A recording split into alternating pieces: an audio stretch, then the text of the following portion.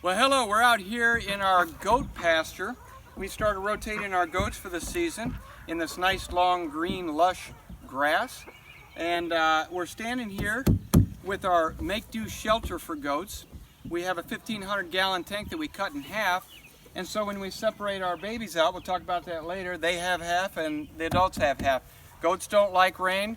They think they're going to melt in the rain, so you always need to provide goats some shelter from the rain. And this is how we do it. We can easily move it from pasture to pasture. You can drag it by hand, you can drag it by the golf cart, whatever you want to do. And the baby goats love to play on it, much to my dismay, because it kind of cracks it sometimes. But in any event, these are alpine goats here. And what we do is we rotationally graze all of our animals, and we have different types of animals that get on land. So you've got your chickens, obviously they pick around at the bugs and the small grass and the ducks and things like that. You've got horses that are grazers, and then you've got goats that are actually browsers. Goats eat a little bit higher up, which prevents parasite infestation. They like to eat basically from the knee up, and a grazer likes to eat from the knee down. So these are browsers. But when you put them in these fields with these high grasses, they'll take down the high grasses, they'll take down the weeds, they'll take down the brush. And the big thing about this pasture is it used to be forest. But if you look around, you don't see any forest. We left a few trees. When we ran pigs and cows and horses and goats through this area, they all ate something different. The key with the goats is we have a lot of honeysuckle and multiflora rose and a lot of scrub brush that wants to pop up. The goats don't let that happen. As soon as they see that, they nip it off and it never grows back. So we make sure that we keep the goats rotated out here, so the only thing that wants to grow are the grasses. And they've done a great job, because most of the sections of this we didn't seed at all.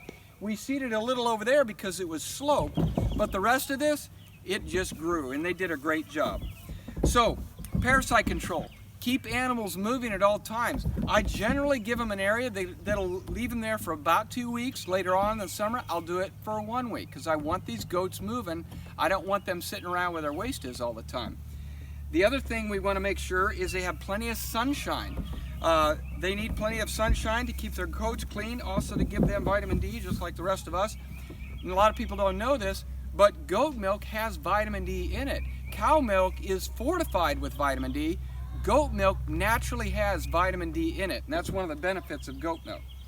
So we have here this is Premier 1 fencing that we use to fence them in, and we use these little solar boxes. I don't know if you can see this over here.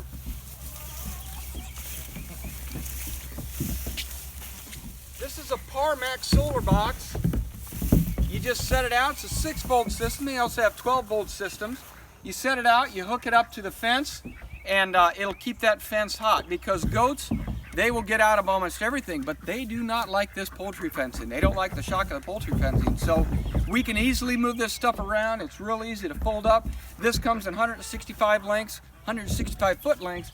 The white comes in 100-foot lengths, so I can mix and match and take a measure out here and know exactly where the fence is. And what I do is I mow the grass. I come out here with a mower, I mow the grass right where the fence is going to be, and that prevents it from shorting out too much, because you can see the rest of this grass is too high, and if it gets wet, it'll short that fence out. So mow it first and then put that down. 2 weeks later, everything's going to move anyway, so you don't have to worry about it. So you can see we leave our babies on mom. We never separate our babies from the mom for the first 8 weeks, except for at night. At about 4 weeks, we start separating at night. We milk mom in the morning, we put them back during the day. We want our babies to grow up on mom's milk and to learn the habits of mom and things like that. So these babies are always with their mothers, and it's always worked well. The other thing we strive for is a natural birth. We look for a daytime unassisted birth. And what that means is goats, if they're healthy and they're comfortable and they're not stressed, they normally deliver during the daytime. Unlike humans, right? It's always 2 o'clock in the morning. Well, these goats will normally deliver actually in the morning or mid-morning when the sun comes up.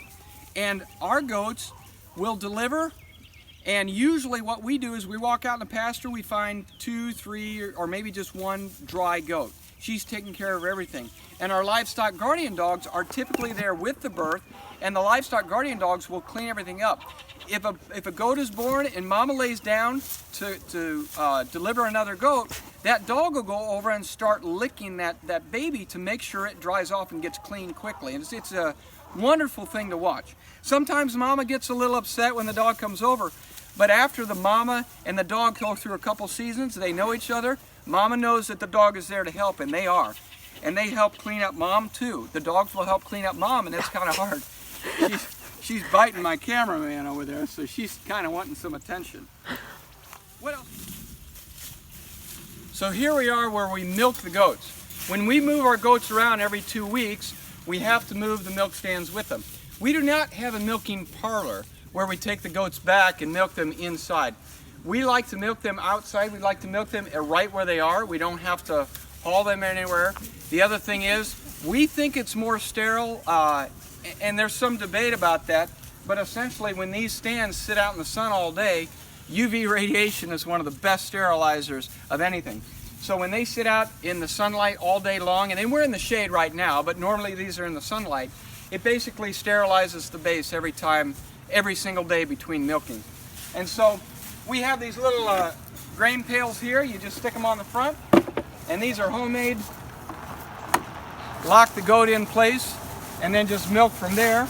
We usually sit on the pails with grain in the pails here.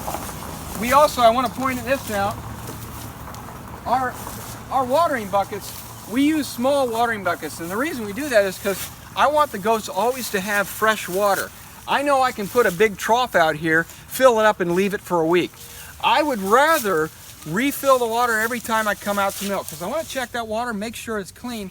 I want them to have fresh water all the time, and by making a small little bucket like that, it forces me to bring that water out every single time I come out to milk. And it's not a big deal because I'm coming out here anyway. So essentially, the goats come up here, we throw the bins on the front, we fill them with grain, we milk away, and after a while, the goats actually get into a sequence. They know who goes first, who goes second, who goes third and fourth. And so Joy, she's the old matriarch, she just hangs out there. She just hangs out eating and eating and eating. And when you say Joy, she pops up, runs across the pasture, and jumps on the goat stand. She's about the only one that comes to her name, but the other ones kind of know their sequence. They know who comes out first and who comes out last. But that's how we do it. We move the goat stands with the goats, and we always have a place for them to milk.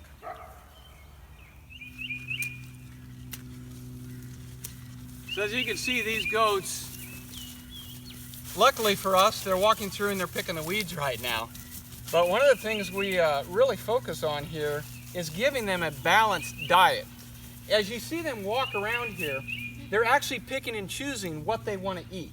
They don't simply go and eat the grasses like the grazers normally do. These guys go around and they find the highest nutrition possible. We try not to do much grain. The grain that we do is only on the milk stand. We do not supplement them with grain here. We give them grain there so that they basically want to come to the goat stand. But it's just enough nutrition without interfering with the normal rumen that normally takes in grasses. Okay, and some people don't feed any grain at all, and I understand that too. The other question I get is, do you milk once a day or twice a day? Typically, we like to milk once a day because I want most of the nourishment that the goat gets to go into the goat. I want a healthy goat. I don't want a massively producing goat. It's different from the industry. They want milk, milk, milk. We want a healthy goat. And so there are times I will milk twice a day. One of the times I'll do that is during spring lush. Why? Because the goats can gorge themselves every single day with high quality and high sugar grasses. And so really they've got plenty of nutrition flowing into that body, and after they deliver up to about 8 to 12 weeks, they're at high flow anyway. And so they've got a tremendous amount of milk. After that, I back off to once a day, and the majority of their time is once a day milking again because I'm more concerned with their health than I am with high flow. Now, what do I do at high flow? Well, when I get a ton of milk, at that time is when I make my cheeses. I make my hard cheeses, I make my soft cheeses, I make my yogurt, the kefir, and I also make a lot of cream. I'll take cream. We're just getting the creamer now, but we'll take the cream and will produce butter now, so that we're trying to produce those dairy products when we have the high flow and then store them later when we don't have the high flow.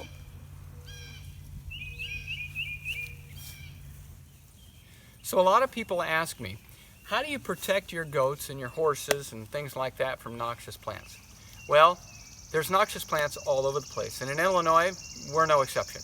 Right down here, as I was walking back, I noticed there was one of these little creatures here, the yellow rocket look-alike, that's actually very noxious. And this field used to be covered in that. And the first year that I put the goats out here, I noticed it was covered in that, and they weren't touching it. And it surprised me. So I went inside, I researched it, turns out it was poisonous. You see, animals in the wild, they know what's poisonous and what's not poisonous. But the thing is, if they have plenty of range to graze on or to browse on in the woods, they're not going to touch those poisonous plants. Now, if they're starving and they're closed in a small pen and those plants show up, certainly they'll eat them and certainly they'll get sick and they might even die. But if they have plenty of pasture to graze on or plenty of forest to go through, plenty of room, they're not going to touch that stuff. And in fact, this field right here off to my left was filled with those plants just 2 years ago. Now I may see one or two. As animals graze a certain area, the dynamics of the ground change, the soil changes and things like that. And it turns out those disappeared. Well, I won't go into a deep biological discussion because I don't really understand it all. But clearly what has grown up here is what the goats love to eat. And we also are under wild cherry trees, and wild cherry trees, when the branches fall off, cyanide can form in the leaves and actually kill an animal pretty quickly, even a 1,500-pound Angus. But if they have plenty of grassland to graze on, they're not going to touch it. And that's what we've seen here at Redgate Farm. So we don't necessarily worry about, are there noxious plants in any given area? What we worry about is, are we providing the goats and any of our animals with enough forage such that they're not forced to eat those noxious plants? And it certainly worked well for us.